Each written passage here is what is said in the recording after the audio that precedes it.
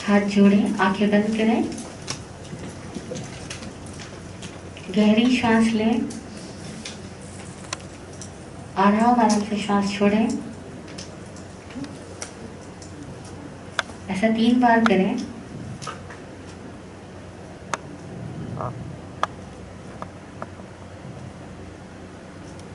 अपने आप को पूरा संतुलित कर लें। पूरा ध्यान आज्ञा चक्र पर लगाएं। पूरे भाव से भरकर नमोकार मंत्र का उच्चारण करेंगे। नमो अरहंताणं, नमो सिद्धाणं, नमो आयर्याणं, नमो उपच्छायाणं, नमो लोहे सवसाहूणम्।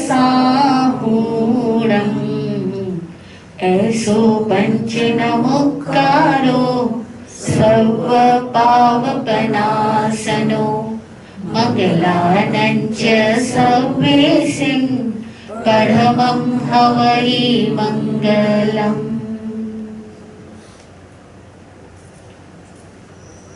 ध्यानमूलं गुरुर्मूर्ति, पूजामूलं गुरुर्पदम्, मंत्रमूलं गुरुर्वाक्यं, मोक्षमूलं गुरुर्कृपा, मोक्षमूलं गुरुर्कृपा।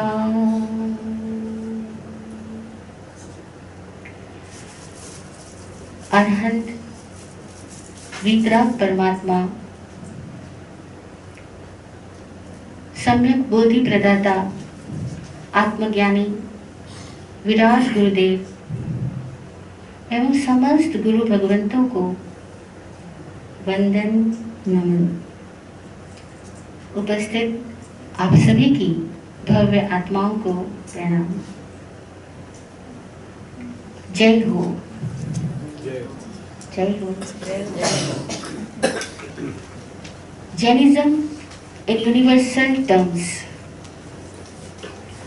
चरम मंगल एक नया पाठ्यक्रम शुरू करने जा रहा है, जिसका मुख्य उद्देश्य यह है कि हम जैन धर्म और उसके दर्शन को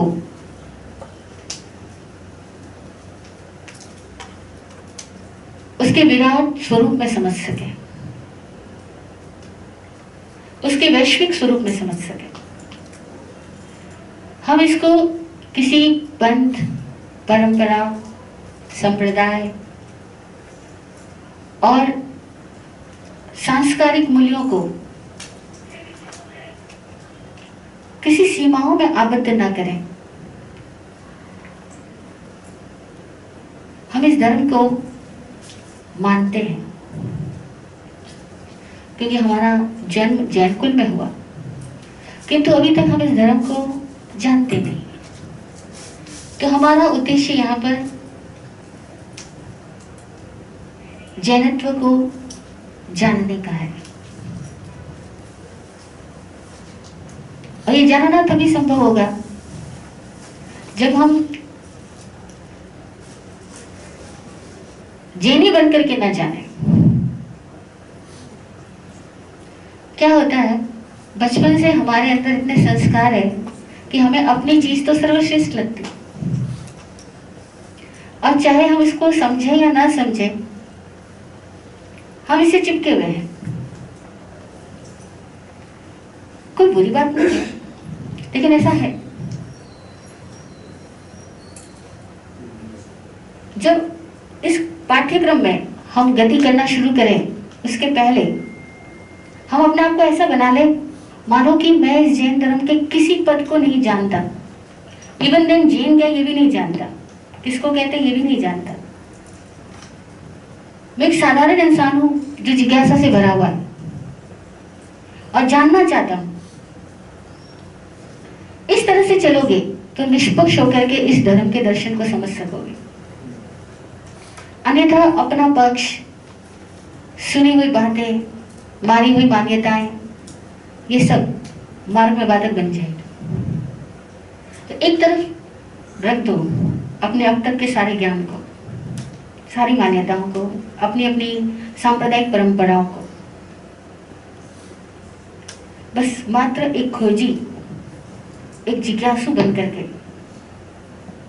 हम इस पाठ्यक्रम को शुरू करें। तैयार हैं सभी? गुड।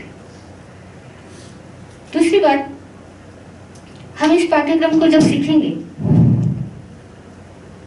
तो इसमें हमारे पास में तीन दृष्टिकोण होंगे। पहला दृष्टिकोण कि हम जैनिज्म को उसके यूनिवर्सल टर्म में समझें। आपको पता है भगवान महावीर स्वामी जी जैन नहीं थे, पता है? तब तो जैन शब्द भी नहीं प्रयोग में आता था।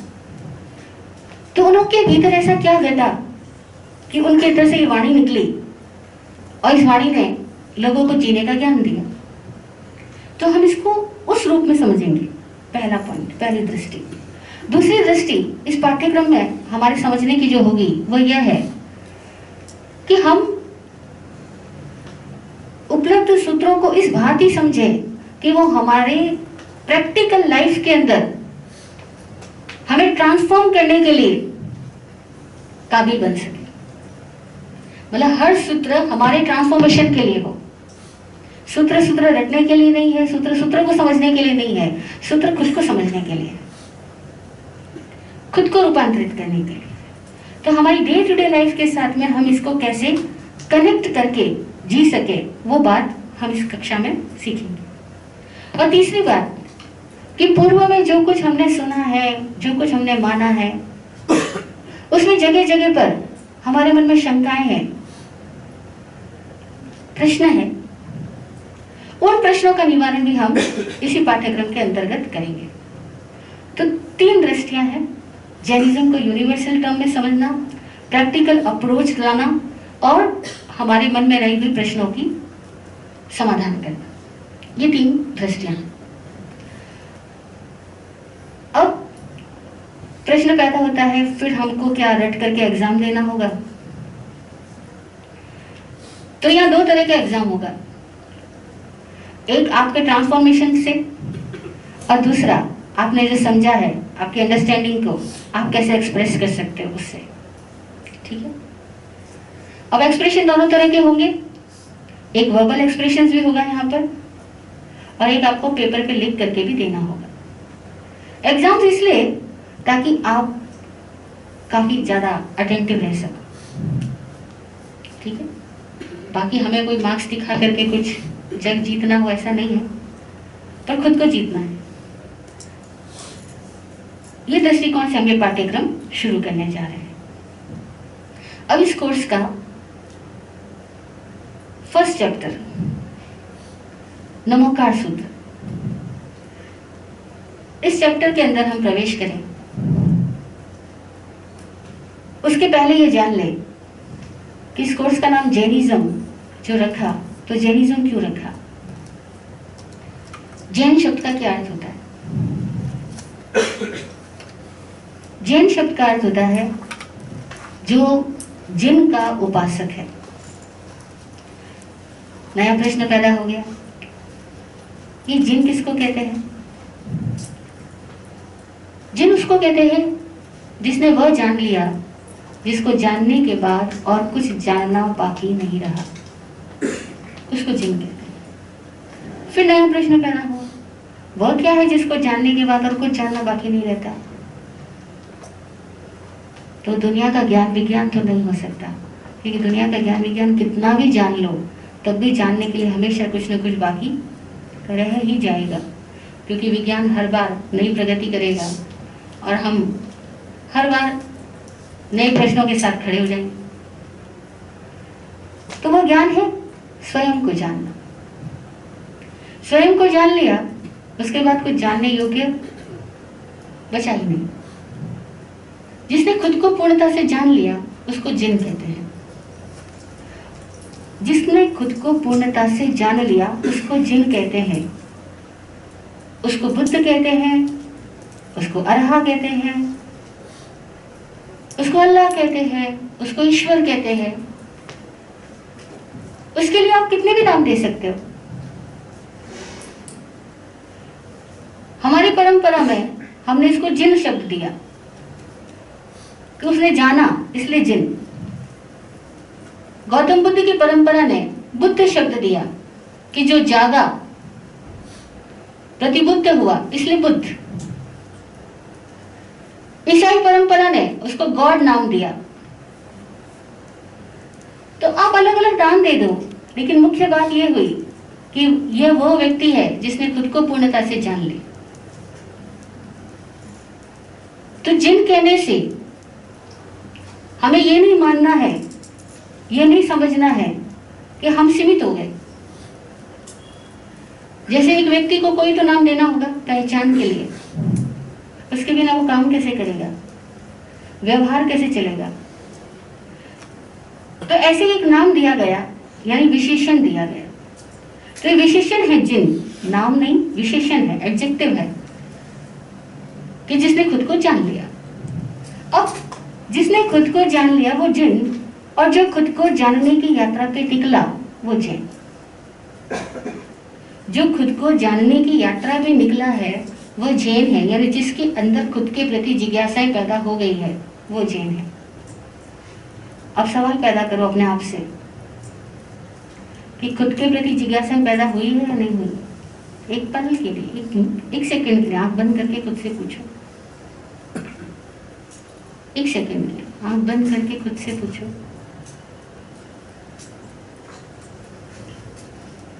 लग रहा है खुद के प्रति जिज्ञासा पैदा हुई है? क्या हूं, ऐसा क्यों हूं, बहुत कुछ बदलाव चाहता हूं, क्यों नहीं ला पाता हूं, ऐसा कुछ प्रश्न उठता है ना? या कहां से आया हूं, या ये जीवन क्या है, किसके लिए है, कभी मरने वाला हूं, ऐसे कुछ सवाल उठते हैं? अगर उठते हैं तो समझना जैनत्व की शुरुआत है। अब जैनत्व में फिर बता रही हूँ एडजेक्टिव है। और ऐसे समझा जाए तो पूरी दुनिया में कितने तरह के लोग, चाहे वो किसी जात पात संप्रदाय धर्म को मानने वाले हो ना हो, ये प्रश्न तो हजारों के मन में उठता होगा, लाखों करोड़ों के मन में उठता होगा, नहीं? इसलिए ये प्रश्न जहां उठा है वहां अंतर यात्रा शुरू होती है। तो जैन का मतलब खाली जैन कुल में जन्म लेना नहीं हुआ, जिसके भीतर जिज्ञासा जागी वो जैन हुआ। और ये जिज्ञासा कितनों के भीतर जागी, उनके पास में ये विशेषण हो नहीं है ना हो, क्या फर्क पड़ता है? भूखे आदमी को भूख लगी है, उसके भूख को कोई विशेषण दो ना दो, क्या फर्क पड़ता है? भूखा है ना, इतना काफी है, वो भोजन को पाने का अधिकारी हो गया। अब वो भोजन को खोजेगा क्योंकि उसको भूख लगी। तो अपने आप से पूछना, भूख लगी क्या? जिज्ञासा की, ज्ञान की, ज्ञान की भूख लगी है ना, तो हम जैन हुए। अगर नहीं लगी है तो अभी तक यात्रा की शुरुआत नहीं हुई। तो जैनत्व का मतलब हम कुल और खानदान से नहीं समझना चाह रहे हैं। जैन शब्द का अर्थ ही ये होता है कि जिसके अंदर जिज्ञासा जागी, खुद को जानने की। बौद्ध शब्द का यह अर्थ होता है जिसके अंदर जिज्ञासा जागी, खुद को जगाने की, खुद को संबुद्ध करने की, जागृत होने की। ऐसे ही हर धर्म की बात करोगे तो आपको लगेगा हर धर्म ऐसा ही है। जिसने जाना है वहां भेदभाव नहीं होता, जिसने नहीं जाना, जिसने केवल माना है, तो मानने से आदमी मित हो जाता है। मित यानी सीमित, जो मानता है वो मित हो जाता है, सीमित हो जाता है। अब तो शायद हम भी मान रहे होंगे, लेकिन अब हम जान रहे हैं तो अब हम सीमित नहीं रहेंगे, असीम हो जाएंगे। तो जैन शब्द का अर्थ हुआ जो खुद को जानने की यात्रा पर चल पड़ा, जिसके अंदर आत्मज्ञान की जिज्ञासा जागी, और जिसके अंदर इस निरंतर परिवर्तनशील जगत को देख करके इस परिवर्तन के प्रति प्रश्न पैदा हुए, और जो इन प्रश्नों के समाधान के लिए तत्पर हुआ, वह जिज्ञासु व्यक्ति भी जैन ही हुआ, क्योंकि जैन का एक विशेषण है ना।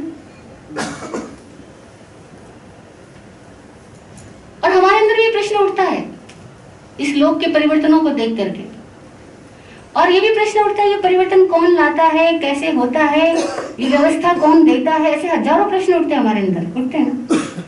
तो इन प्रश्नों का समाधान हम खोजेंगे वीतराग वाणी के अंदर।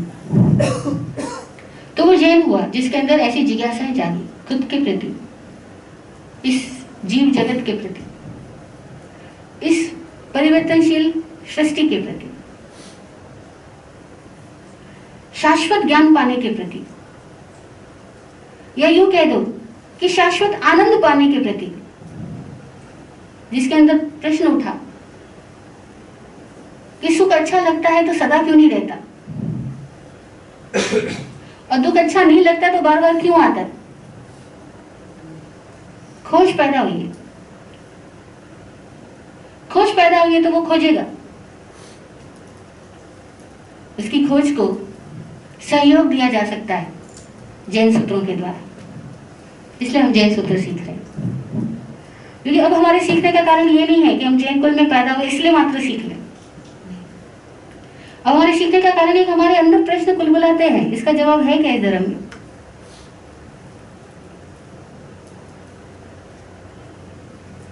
प्रश्न उठते हैं नहीं, उठते हैं। प्रश्न उठेंगे तो ही यात्रा अच्छे से होगी, ज्ञान की यात्रा होगी, वरना फिर मान्यता में चले जाएंगे, मान्यता में बिलीफ सिस्टम। तो जिसने जाना, जैन जो जिज्ञासा से भरा है, जो जानना चाहता है, जिसने जीता, जैन जो खुद को जीतना चाहता है,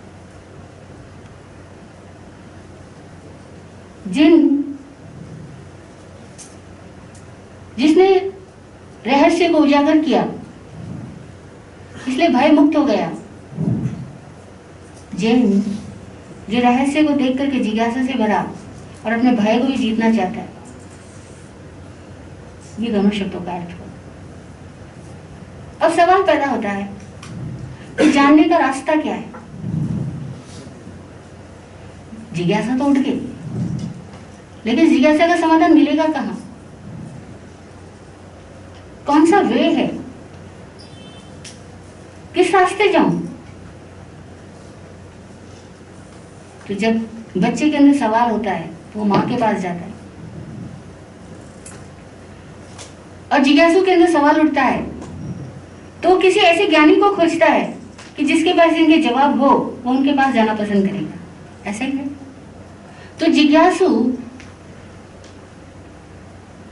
ऐसे ज्ञानी को खोजता है और तब उसे या तो ज्ञानी प्रत्यक्ष मिलते हैं या ज्ञानी की वाणी मिलती है, या तो प्रत्यक्ष ज्ञानी मिल जाते हैं या प्रत्यक्ष ज्ञानियों के अनुभव युक्त वचन मिल जाते हैं। जो प्रत्यक्ष ज्ञानियों के अनुभव युक्त वचन है उसको जिन वाणी कहते हैं, और प्रत्यक्ष ज्ञानी है उनको हम गुरु कहते हैं। तब हमारी जिंदगी के अंदर उस वाणी की महत्ता भी प्रकट होती है और उस वाणी का ज्ञान देने वाले गुरु की महत्ता भी प्रकट होती है। कोई आदमी कहीं भी खोजे, दुनिया के किसी कोने में बैठा है और कहीं पर भी उसके अंदर में खोज पैदा हो गई है, तो वो ढूंढेगा कि किसी के वचनों में मेरे को समाधान मिलेगा क्या। तो वो वचनों को खोजता है, और जब कोई व्यक्ति वचनों को खोज रहा होता है, हकीकत में वो धर्म को ही खोज रहा होता है।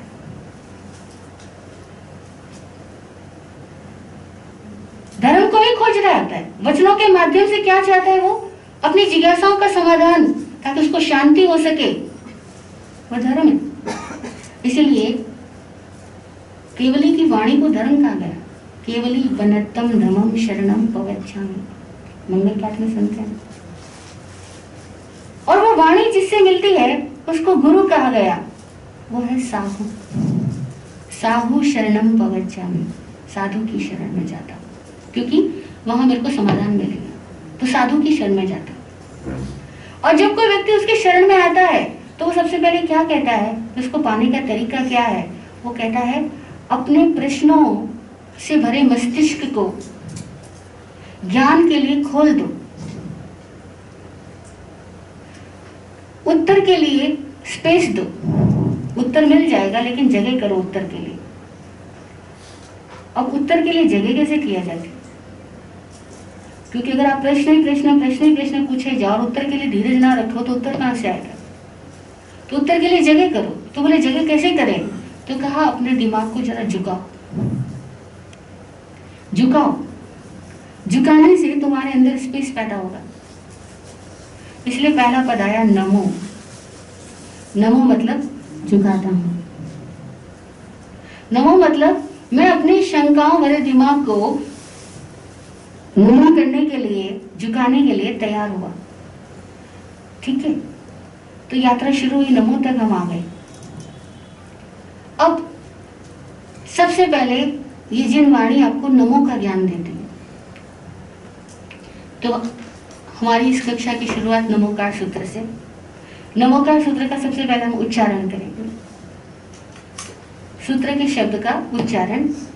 पहला पद नमो अरहंताणम। बोले सभी। नमो सिद्धाणम। नमो आयर्याणम। नमो उवज्झायाणम। नमो लोये सव्वसाहुणम। ऐसो पंच नमोक्कारो सव्व पावपनासनो मंगलानंच सव्वेसिं पढ़मं हवई मंगलम। सूत्र का उच्चारण होने के बाद अब हम इसका शाब्दिक अर्थ समझेंगे। नमो यानी नमन हो, नमन हो, नमस्कार हो, नमता हूं, झुकता हूं। नमो नमो है, नमो। हाँ, हिंदी में नमो बोलते हैं, पर ये प्राकृत मंत्र है तो उसमें बोलते हैं ण ण अण, नमो। अरहंताणम। अरहंताणम यानी अरहंतों को। नमो सिद्धाणम। सिद्धों को नमन हो। नमो आयर्याणम। आचार्यों को नमन हो। नमो उवज्झायाणम। उपाध्यायों को नमन हो। नमो लोए सव्वसाहुणम। लोक के समस्त साधुओं को नमन हो। ये पंचपदी नमोकार है। नमोकार यहीं तक है। उसके आगे के जो दो पंक्तियां हैं, ऐसो पंच नमोकारो सव्व पाव पनासनो, ये एक पंक्ति, और मंगलानंच सव्वेसिम पढ़मं हवई मंगलम, ये दूसरी पंक्ति। इसका अर्थ होता है ऐसो पंच नमोकारो। ऐसो यानी यह, इस प्रकार, यह जो पंच यानी पांच, नमोकारो यानी नमोकार, ये जो पांच नमोकार है वह सव्व पाव पनासनो, सभी पापों का नाश करता है। मंगलानम, सभी मंगलों में, सव्वेसिम यानी सभी, सभी मंगलों में, परमम हवई मंगलम, प्रधान मंगल होता है, श्रेष्ठ मंगल होता है। क्यों श्रेष्ठ मंगल होता है? क्योंकि ये आदमी को अहंकार से रहित करता है, नमो करता है। अब पांचों पदों का हमने शाब्दिक अर्थ कर लिया। अब हम इसकी और अर्थों में जाएंगे। नमोकार को जैन दर्शन में महामंत्र की उपमा दी जाती है, पर हकीकत में ये मंत्र है या सूत्र है, इसको लेकर के प्राचीन काल में बहुत आचार्यों ने अलग अलग व्याख्याएं करी है। क्योंकि इसका उल्लेख हमारे आगम साहित्य में भगवती सूत्र में मिलता है मंगलाचरण के तौर पर, और कल्प सूत्र में मिलता है मंगलाचरण के तौर पर। इसके सिवाय 32 शास्त्रों में नमोकार मंत्र का 5 पदों का उल्लेख नहीं मिलता।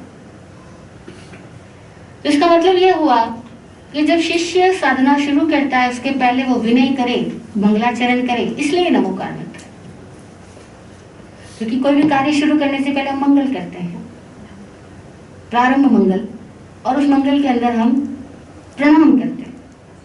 तो इसीलिए ये प्रणाम करने की बात है। तो इसलिए इसको सूत्र शब्द दिया गया, क्योंकि सूत्र में मिलता है, सूत्र पद है।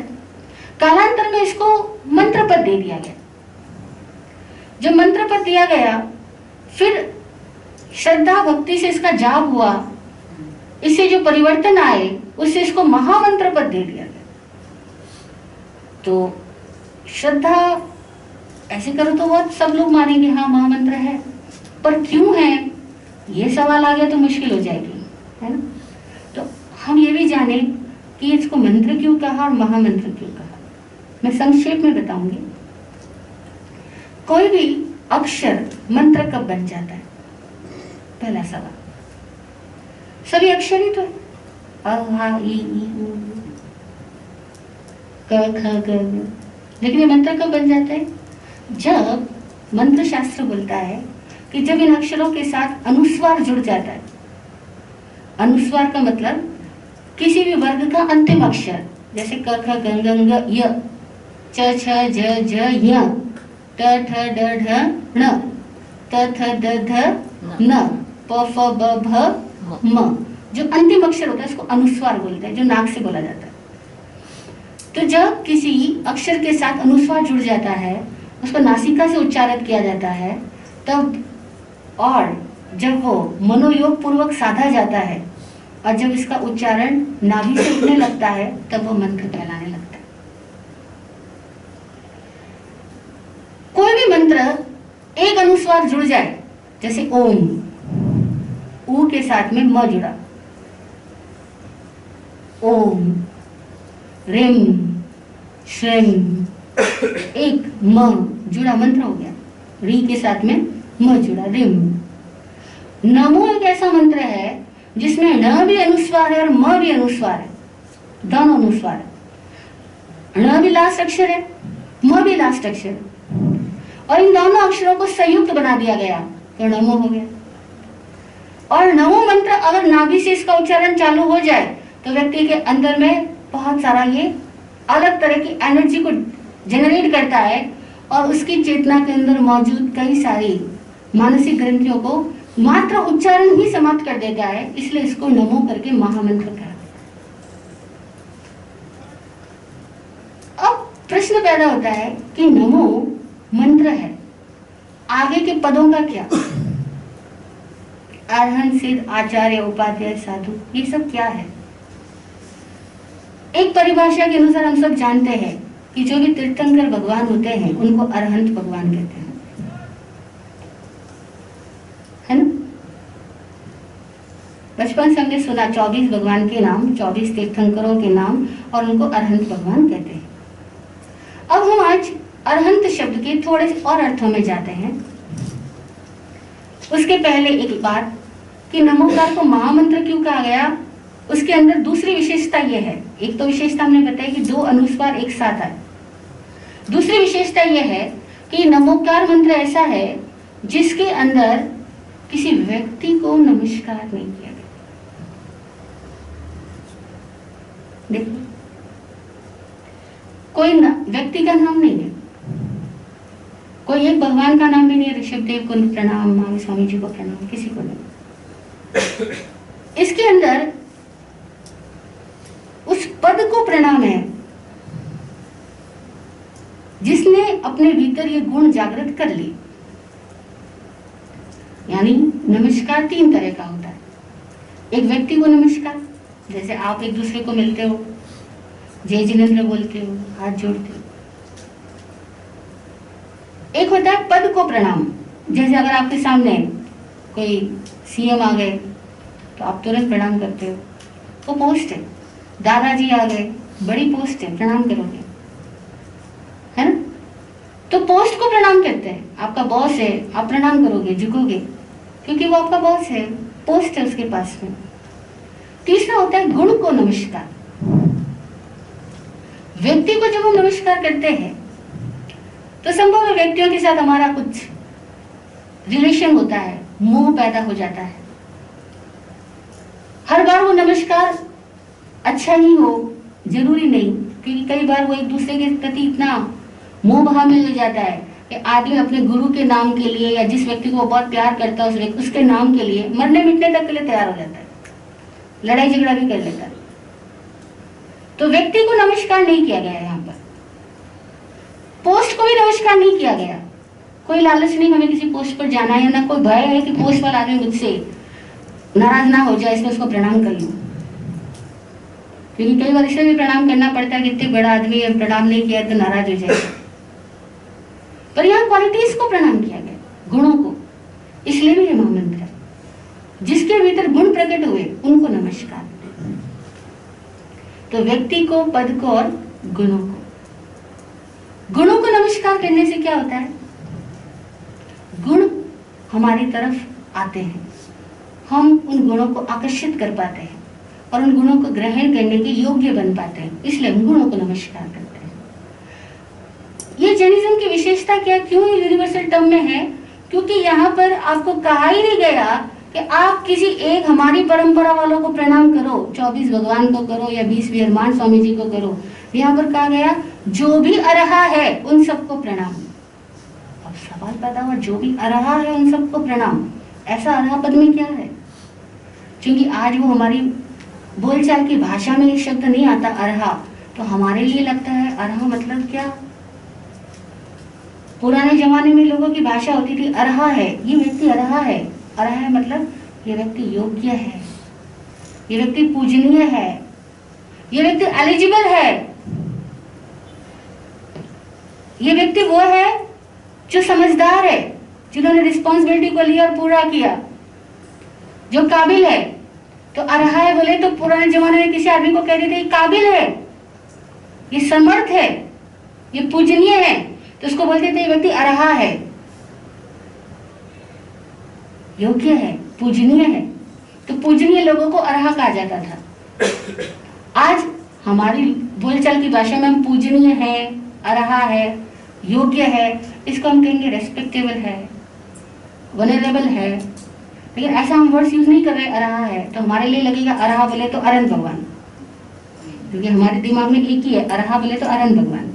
पर अरहा शब्द का अर्थ होता है जो विनम्र है, जो रेस्पेक्टेबल है, जो योग्य है, जो एलिजिबल है, वो अरहा है। ठीक है, इज इट ओके? आप भी अरहा हो। अब अरहा शब्द के थोड़े से और अर्थ में जाए मंत्र शास्त्र के अनुसार, तो अरहा 3 अक्षर होते हैं, है ना? अ, र और ह। अ वर्णमाला का पहला अक्षर है, और वर्णमाला का अंतिम अक्षर कौन सा है? आपसे सवाल। वर्णमाला बोले तो अल्फाबेट, अंतिम अक्षर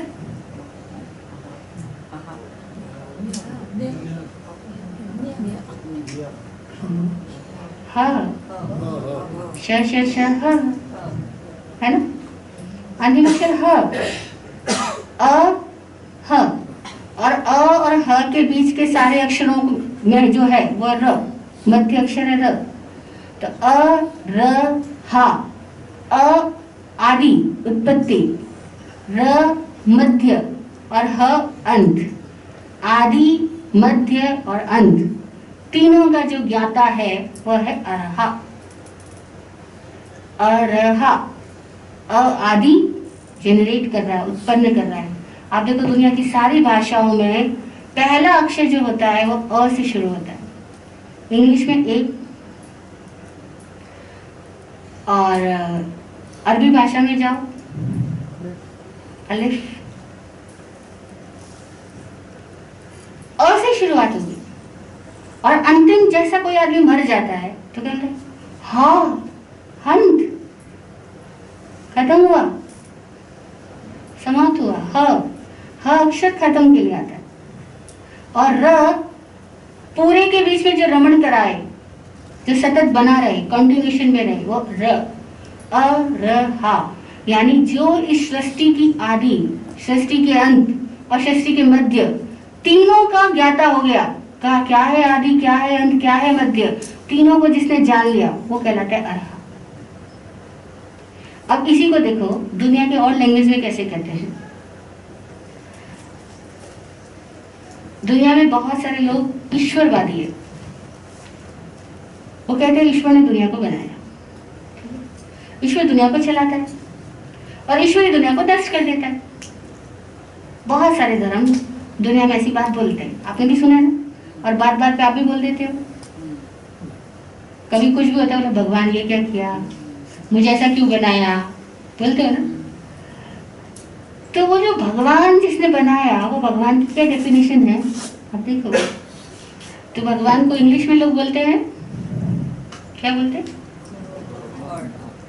गॉड। 3 अक्षर है, G-O-D। जी बोले तो जेनरेट, जेनरेटिंग, उत्पत्ति, अ generation, O operation, operating, it is र।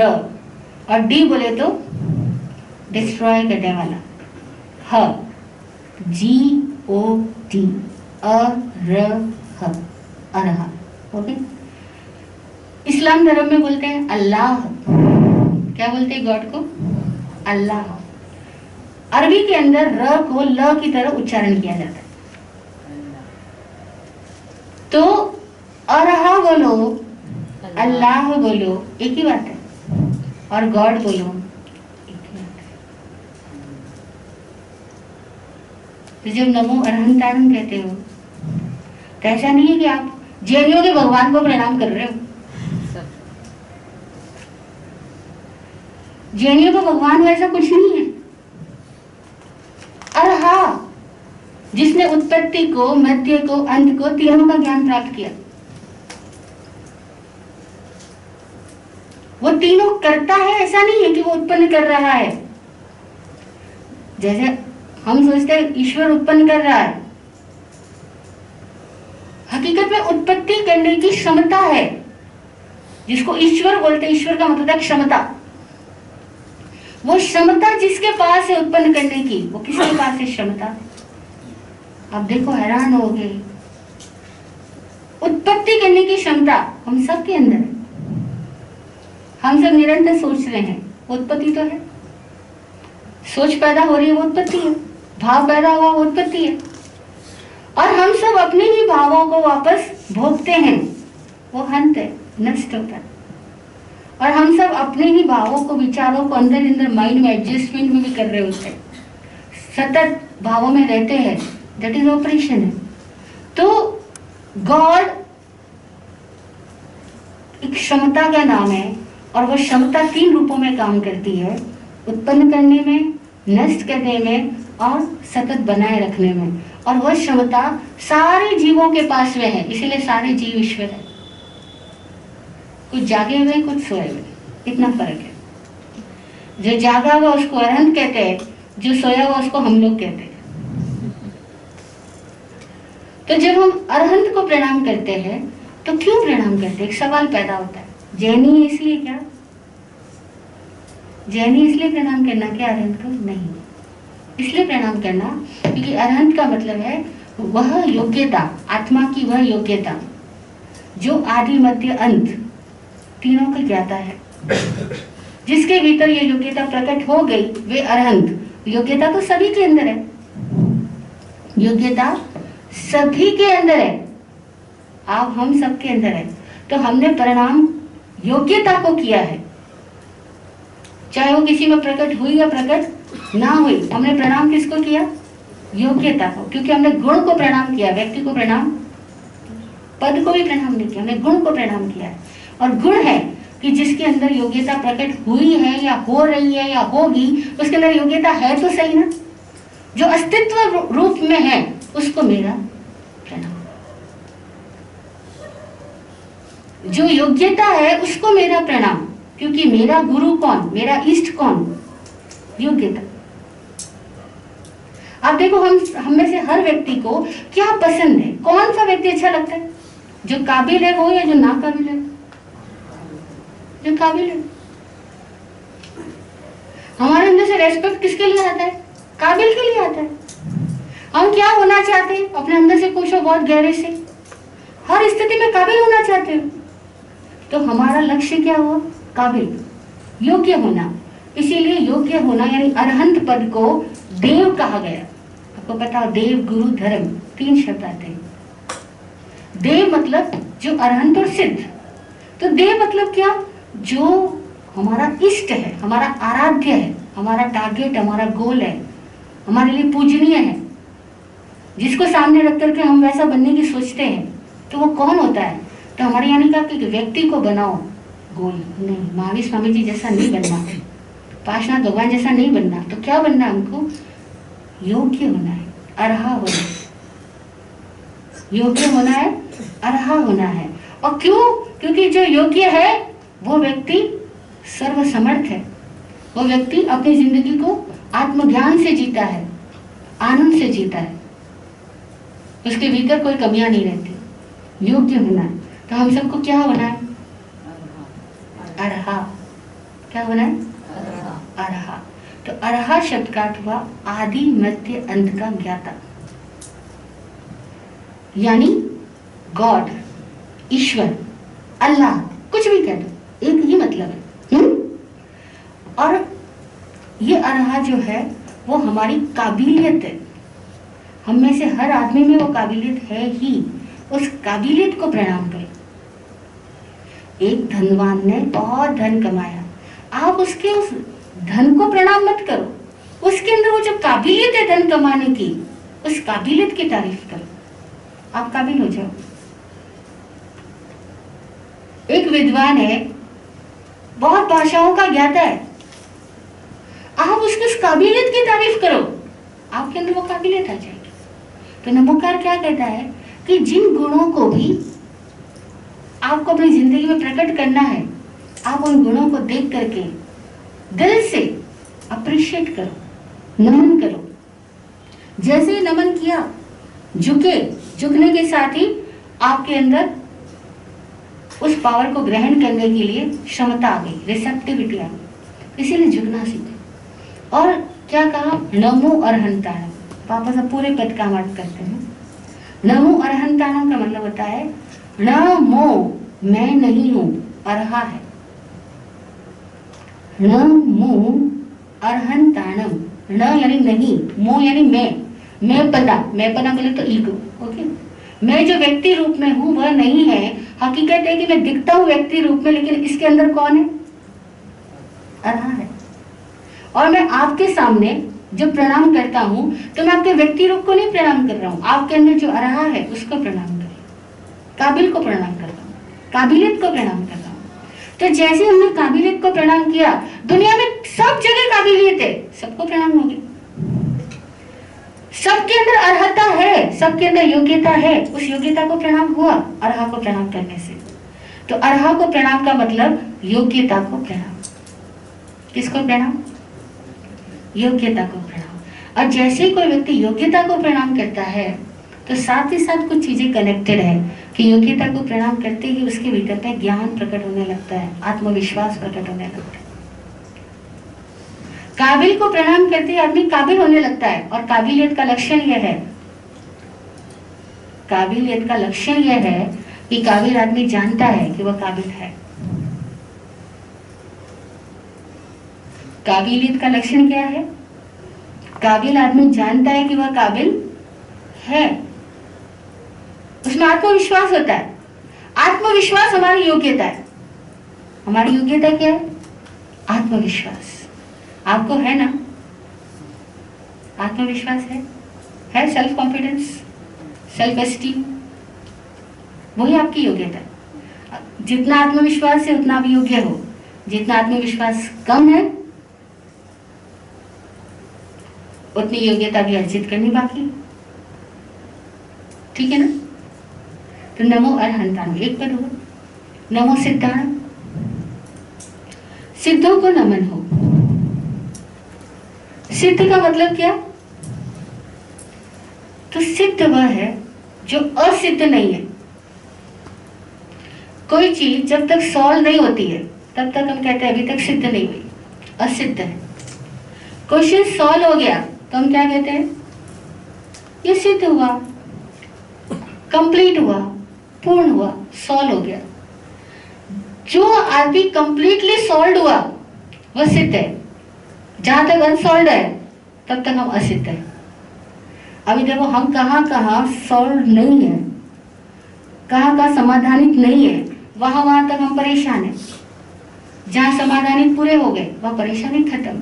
तो सिद्ध का मतलब होता है जो व्यक्ति कंप्लीटली शुद्ध हुआ, परफेक्ट हुआ।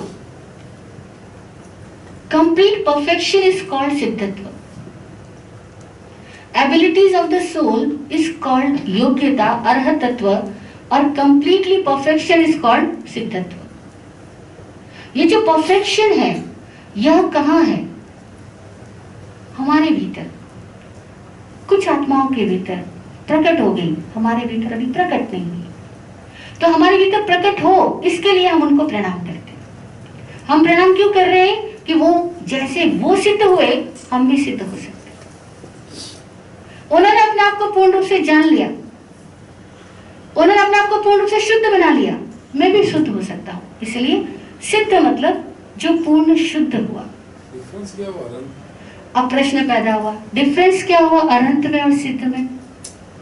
जो काबिल है वही पूर्ण शुद्ध होगा। पहले अनंत होते हैं फिर सिद्ध होते हैं।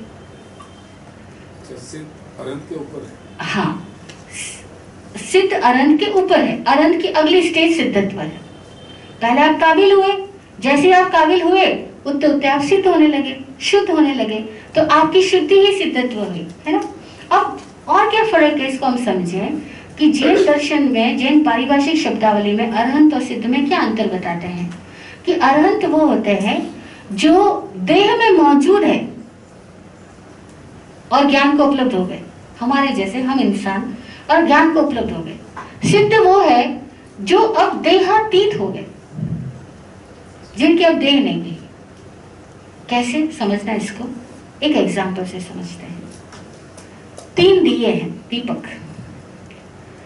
एक दीपक ऐसा है जिसके अंदर तेल नहीं है, बाती नहीं है। दूसरा दीपक ऐसा है जिसके अंदर है तेल है, बाती है, लेकिन ज्योति नहीं है। तीसरा दीपक ऐसा समझ लो जिसके पास तेल है, बाती है और ज्योत भी है, ठीक है। और चौथा समझ लो ज्योत है लेकिन दीपक नहीं है। फर्स्ट है आत्मा, साधारण लोग जिसके अंदर शरीर है लेकिन कोई भान नहीं है, एक इंद्र से लेकर के चतुरेंद्रिय तक, असंज्ञ अवस्था तक, जब तक मन ही नहीं है हमारे पास। ऐसे बहुत प्राणी हैं, हजारों लाखों करोड़ों असंख्य अनंत प्राणी हैं इस दुनिया के अंदर में, जिनको आत्मा का कोई भान नहीं है, क्योंकि उनको कुछ भान ही नहीं, इंद्रिय सेंसेस ही डेवलप नहीं हुई है। 1 2 3 सेंसेस वाले ही हैं, 4 सेंसेस वाले ही हैं। तो वो दीपक है लेकिन और कुछ नहीं। दूसरा समझो उसके अंदर दीपक है, तेल है, बात है, लेकिन कोई ज्योत नहीं जागी है, यानी गुरु के पास आया नहीं, ज्ञान मिला नहीं, विवेक जागा नहीं, लेकिन संभावनाओं में है। तीसरा है जिसके पास जागा, ज्ञान हो गया, एनलाइटेंड हुआ, तो वो क्या है? काबिल, अरहत। वो देह में है लेकिन देहातीत अनुभव को जीता है, वो अरहत हुआ। और चौथा वो जो ज्योत है लेकिन अब दिया नहीं रहा, यानी सिद्ध हो गया। आत्मा है, परमात्मा हो गई, लेकिन अब शरीर नहीं बचा, तो अब उस ज्योत को देखोगे कैसे? देख नहीं सकते। तो सिद्धों को हम देख नहीं सकते, अनंत को देख सकते हैं। और अनंत मनुष्य होते हैं और हम सब हो सकते हैं, और होने का तरीका नमो है। इसलिए नमो महामंत्र है कि झुकना सीख जाए, न मोह हो जाए। किसको हो जाए? काबिलियत को।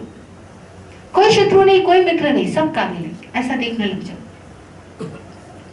सिद्ध हो जाओ यानी परफेक्ट हो जाओ। और परफेक्ट होने का मतलब है जहां जहां आपके अंदर कंफ्यूजन है उन सबको निकालते जाओ, जहां जहां दूषण है उन सबको हटाते जाओ। ये एक शाब्दिक अर्थ में ही चल रहे हैं अभी हम। फिर इसकी साधना के अलग अर्थ होते हैं कि कैसे इसकी साधना की जाती है। तो इन शॉर्ट हम साधना कैसे करते हैं, 2 पदों की साधना आज ही सीख लेते हैं, फिर नेक्स्ट 3 पद हम कल की कक्षा में करेंगे। बचवा स्वामी किताब आप सबके पास है, पेज नंबर 3 पर आओ।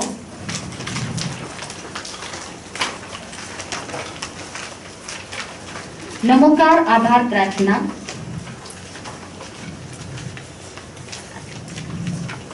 पहला पद नमोकार आभार प्रार्थना में नमो अरहंताणम। हे अरहंत प्रभु, आप परम योग्य हैं, आपकी योग्यताओं को हमारा नमन हो। आपकी कृपा प्रेरणा से हमारी भीतरी योग्यताएं प्रकट हो रही है, इसलिए आपका आभार आभार। यानी योग्य पुरुषों को नमन और हमारी योग्यताएं प्रकट हो रही है, ऐसा अगर हर रोज हम भाव करें तो हम योग्य होते जाएंगे। बचपन से अब तक नमोकार तो सभी बोलते आए हैं, लेकिन हर एक पद के साथ अपने आप को एसोसिएट नहीं किया हमने। तो हर एक पद के साथ हमें अपने आप को एसोसिएट भी तो करना है, तभी वो पद हमें फील होगा। नहीं तो बोलते लेकिन फीलिंग नहीं होती। आप देखो नमोकार आपने बोला और बोलने के 1 मिनट बाद में आपके अंदर कुछ चेंज आया कि नहीं आया? कुछ फील लेवल बदलना चाहिए और वो बदलेगा जब आप बोलो नमो अरहंताणम, हे अरहंत आप योग्य हैं, आपकी योग्यताओं को हमारा नमन, और आपकी कृपा से मैं भी योग्य हो रहा हूँ, इसलिए आपका आभार आभार आभार। तो दिल से आप झुके, दिल से आभारी बने, योग्यता उजागर होने लग गई। फिर नमो सिद्धाणम, हे सिद्ध प्रभु आप सर्वथा शुद्ध हो, मंजिल को प्राप्त हो चुके हो, आपकी शुद्ध बुद्ध मुक्त अवस्था को नमन हो। आपकी प्रेरणा से हम भी अपनी चरम मंजिल निर्वाण को प्राप्त हो रहे हैं, इसलिए आपका आभार आभार आभार धन्यवाद। सिद्ध वो जिसने अपनी मंजिल पाई, चरम मंजिल पाई, यानी उसके बाद कुछ पाने लोग बचा ही नहीं। और हम भी वो मंजिल पा रहे हैं। वो मंजिल क्या है? अपने आप में कंप्लीटली परफेक्ट हो जाना, और वो परफेक्शन हमारे में आ रहा है, इसलिए आपका आभार आभार आभार। तो हमारी जिंदगी का इष्ट क्या है, क्यों है ये जीवन? एक सवाल आता है, हजारों लोग पूछते हैं जिंदगी पाई किस लिए, क्या बनना है, क्या करना है? तो हमें पता हो कि हमें काबिल होना है, हमें शुद्ध होना है, और कुछ नहीं।